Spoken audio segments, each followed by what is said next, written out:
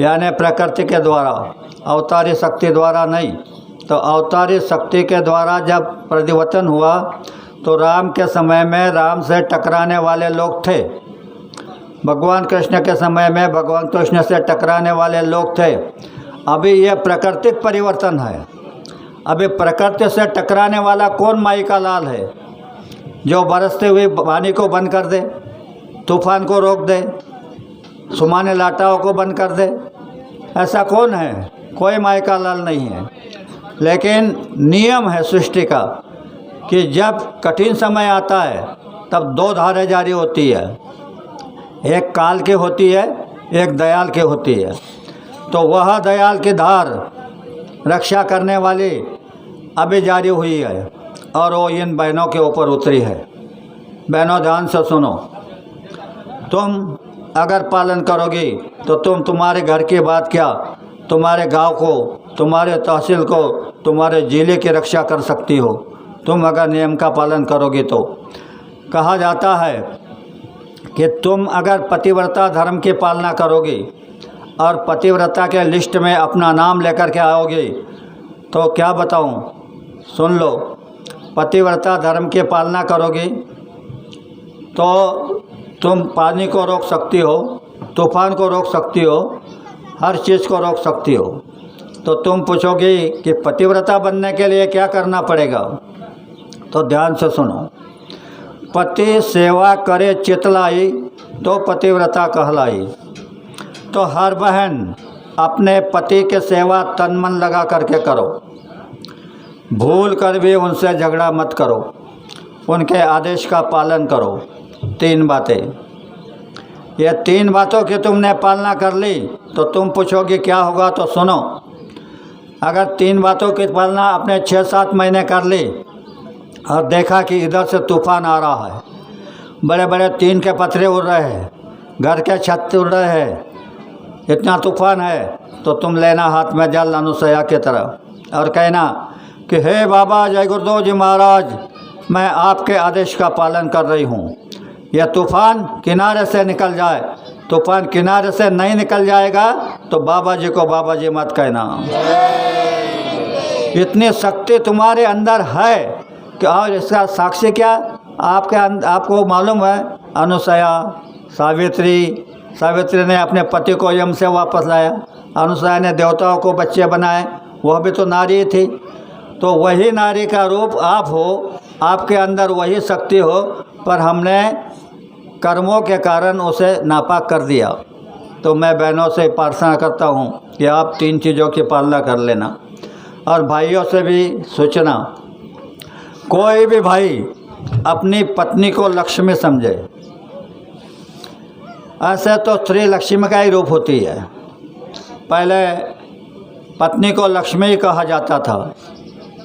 कोई किसी के घर पहुंचता था तो पूछते थे लक्ष्मी जी कहाँ गई, कह देते थे नदी पर गई या तो खेत में गई। धीरे धीरे धीरे उसने लक्ष्मी नाम को ख़त्म कर दिया। फिर कारभारणी नाम आया। कारभारणी नाम भी ठीक था, कम से कम घर के कारोबार देखने का ज्ञान होता था। अब वो भी नाम ख़त्म हो गया। अब सुशिक्षित नाम आया है। क्या नाम है? मिसेस। बहनों को पुकारा जाता है, मिसेस करके पुकारा जाता है। अंग्रेजी शब्द है मिस यानी मिस्टेक और यस माने हाँ। गलती का पुतला बना दिया। बहनों को गलती का पुतला बना दिया तो रक्षा कहाँ से होगी? रक्षा की जिम्मेदारी तो अब इनकी है, और इनको गलती का पुतला बना दिया तो पति बीमार पड़े होते हैं, रोते बैठती है, बेटा बात नहीं मानता है, रोते बैठती है। क्यों? क्योंकि तुमने यह काम छोड़ दिया। मिसेस शब्द गलत है। आप लक्ष्मी हैं, आप सावित्री है, आप अन्नपूर्णा है, आप सब कुछ रूप हो, लेकिन यह मिसेस गलत शब्द है। यह ईश्वर ने घायल किए आपको और ये नाम रख दिया। तो आप अपने पत्नी के लिए, पति के लिए कुछ नहीं मांग सकते, बेटे के लिए कुछ नहीं मांग सकते। अगर आपने पतिव्रता धर्म की पालना कर ली तो मैं दावे के साथ कहता हूँ कि तुम्हारे अंदर वो शक्ति जो देवियों के पास नहीं, वो शक्ति तुम्हारे अंदर आ जाएगी। एक उदाहरण देता हूँ। ब्रह्मा क्या दो पुत्री थी, शांडिल्य और वसुमती। वसुमती ने शादी कर ली। शांडिल्य कहने लगी मैं शादी नहीं करूँगी। कौन उनके कपड़े धोता, खाना बनाता, पानी रखता, धोता है, यह नहीं करूँगी। मैं सीधा भगवान का भजन करूँगी। वो रात के 4 बजे उठकर नदी पर जाती थी। वहाँ से आती थी तो 9 बजे तक घंटी हिलाती थी। यह वसुमती अपने बच्चों के साथ रहती थी। बच्चों के लिए झूठ, फरेब, बेईमानी कुछ तो भी करती थी। एक बार अचानक इनके दोनों के कमरे यानी कुटिया गांव के बाहर थी, अगल बगल में थे। ऐसे अचानक आग लग गई। शांडिल्य की कुटी जल गई, वसुमती की बच गई। शांडिल्य कहने लगी कि हे भगवान, ये कौन सा कानून है? मैं दिन रात तुम्हारी पूजा करती हूँ और मेरी कुटी जल गई, और मेरी बहन झूठ बोलती है, बच्चों के लिए धोखा देती है, जिसकी कुटी बच गई। तो नारद का आना जाना था। नारद जी आए। शांडिल्य ने आवभगत से उनके पैर पखारे और पूछा, मुनिवर मेरे सवाल का जवाब दो। बोले बोलो। बोले मैं दिन रात भजन करती हूँ और मेरी कुटी जल गई, ये मेरी बहन की कुटी बच गई, इसका कारण क्या? तो नारद जी ने जवाब दिया, सुनो बहनों, इस धरती के ऊपर नारी के लिए पति ही परमेश्वर होता है। तुमने भगवान के कानून को तोड़ा, शादी नहीं की, पति नहीं बनाया, तो तुम्हारी पूजा स्वीकार नहीं हो रही है। वसुमती की पूजा स्वीकार हो रही है, उसने शादी कर ली है। तब वह कहने लगी अब मैं क्या करूं, मेरे तो आधी ज़्यादा उम्र हो गई। तब नारद जी ने कहा तुम सवेरे नदी पर जाओगे, उधर से आओगी, जो व्यक्ति तुम्हारे नज़र आएगा उसको पति मान लेना। शांडिल्य सवेरे नदी पर गई, नहा धोकर आई। आ रही थी तो गांव में एक महारोगी था, रोग से उबक गया था। आत्महत्या करने लुढ़कते लुढ़कते नदी पर जा रहा था। उस पर शांडिल्य की दृष्टि पड़ गई। शांडिल्य ने कहा आज से तुम मेरे पति हो, आज से तुम मेरे पति हो। उसने कहा अरे तुमने मेरे को ठीक तरह देखा? कहने लगे कि हाथ देखा। तो उसको कंधे पर उठाया, घर लेकर आई, नहलाया धुलाया, कपड़े सिलाए, लगी सेवा करने। बहुत अच्छी सेवा कर रही थी। एक दिन उसने कहा मुझे शहर देखना है, तो कंधे पे उठा करके शहर घुमा करके लाया। एक चौराहे पे खड़ी हो गई जहाँ मार्केट लगती थी। वहाँ पर आधा पौन घंटा खड़ी रही। उसने कंधे पर से ऊपर के माड़ी में देखा, एक सुंदर नारी उसके नज़र में आ गई। उसका मन उस पर जड़ गया। शांडिल्य था वहाँ रुकी, चल पड़ी, घर आ गई। उसको उतारा, पानी दिया। कहने लगा मैं पानी नहीं पीऊँगा। बोले खाना खा लो। बोले खाना भी नहीं खाऊँगा। तब कहने लगे कि मेरी क्या भूल हुई जो आप मुझ पर रूठ गए? तो कहने लगा तुम्हारी कोई भूल नहीं। तुम जब चौराहे पे खड़ी थी तो सामने की माड़ी में मैंने एक नारी को देखा, उस पर मेरा मन जड़ गया। शांडिल्य जान गई वह राजवेश्या का महल था।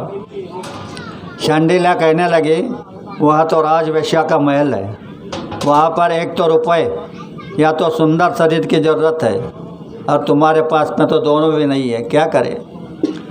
तो शांडिल्य रात के 12 बजे वहाँ तवायफ के दरवाजे पर जाती थी, सड़ा समर्जन करती थी और रंगोली निकाल कर चले आती थी। बहुत दिन हो गए। तवायफ ने देखा, अपने सहेलियों को बुलाया, ये कौन कर रहा है? ये अपना धर्म नहीं है, यह पतिव्रता का धर्म है। तब उनके सहेलियों ने कहा कि हम नहीं कर रहे हैं, फिर कौन कर रहा है? तो रात को जागते हुए थी। शांडिल्य गई, सड़ा समर्जन किया, रंगोली निकालने लगी। उसने आकर के हाथ पकड़ लिया, बहन तो ये क्यों कर रही है? उसने अपने पति की बात बता दी। शांडिल्य का पतिव्रता धर्म पूरा हो चुका था। पतिव्रता धर्म के वजह से शांडिल्य ने कहा कि मेरे पति का मन तुम्हारे ऊपर जड़ गया। तो तवायफ का हृदय परिवर्तन हो गया। कहने लगे कि बहन, मैं तो आखिर तवायफ हूँ, वेश्या हूँ, रात को तुम्हारे पति को ले आना। शांडिल्य खुश हुई, घर गई, अपने पति को कहा, वो भी खुश हुआ। उस गांव में एक आदमी मर गया था और कानून था खून के बदला फांसी, और जो मरा था वो पतला था, उसको फांसी नहीं लग रही थी। तो कहा गया सिपाहियों से कि बड़ा आदमी लेकर के आओ। सिपाही गांव के बाहर गए, एक साधु खा पी कर तगड़ा होकर के बैठा था, उसको लेकर के आए, उसको सूली पर चढ़ा दिया, फांस पर चढ़ा दिया। उस समय फांसी दरोजे में देते थे, दरोजे में फांसी दे दी। साधु ने अपने प्राण ब्रह्मांडों में चढ़ा लिए और ऐसा लटका रहा, ऐसा। रात को शांडिल्य ने 12 बजे अपने पति को खंडे पर उठाया और चली बड़ी खुशी में। अब उसको ये क्या मालूम कि ऊपर क्या लटका है। वो जाने लगी तो उसका पति का धक्का उसको लग गया साधु को। वो तिलमिला उठा और कहने लगा, मुझे जिसका धक्का लगा है वो सूरज निकलते ही मर जाएगा।